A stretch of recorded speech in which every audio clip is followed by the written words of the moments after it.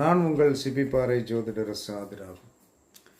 தினந்தோறும் தலை தீபாவளி கொண்டாடக்கூடிய ஒரு அமைப்புடைய ஒரு ஆதிபத்தியமுடைய கிரக அமைப்பு எப்படி இருக்கும் அப்படின்னா, மேசத்தில் ராகு, ரிஷபத்தில் ராகு, கடகத்தில் ராகு, அதற்கு அடுத்து என்ன சொல்கிறான்னா கன்னியில் ராகு, மகரத்தில் ராகு, மொத்தம் இந்த 5 இடத்தில் ராகுகள் இருந்தால் இவர்கள் எப்பயுமே ஒரு விதத்தில் என்ன சொன்னான்னா, தினந்தோறும் தீபாவளி கொண்டாடக்கூடிய, தினந்தோறும் ஒரு விதத்தில் என்ன சொல்கிறான்னா சந்தோஷத்தை கொண்டாடக்கூடிய ஒரு ஆதிபத்தியத்தில் தான் இவர்களுடைய பிறப்பிறப்பு.